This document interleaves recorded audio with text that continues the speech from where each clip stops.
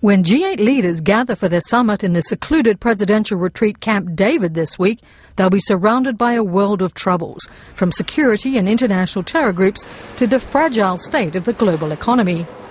Initial plans had the leaders of the United States, France, Britain, Italy, Germany, Canada, Japan and Russia meeting in Chicago just before a NATO summit.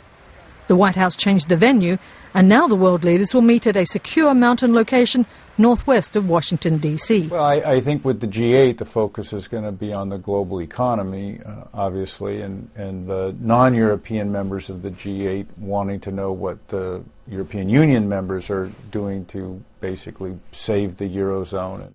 Experts say there is a high value in holding these meetings face-to-face, especially when new leaders join the G8 club. Well, what's going to be very interesting is there will be a new French president. And I think Germany obviously is worried from the campaign statements he's made that there's a divergence on austerity versus growth.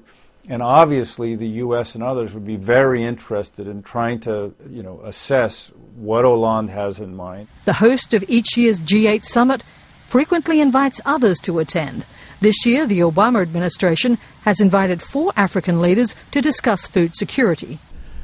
We would like the G8 to commit to an investment program that could lift 50 million people out of poverty this decade, that could stop 15 million children being stunted by malnutrition. Those are enormous goals that we can look for. From Camp David, leaders will then fly to Chicago.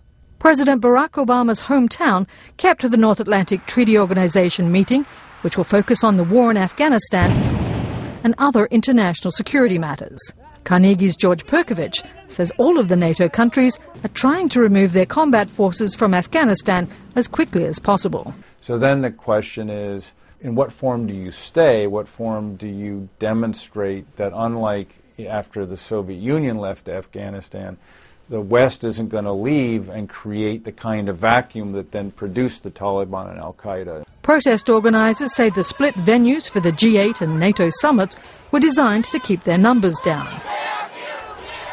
Previous summits have been marred by demonstrations turned violent. Tracy Brown, Associated Press.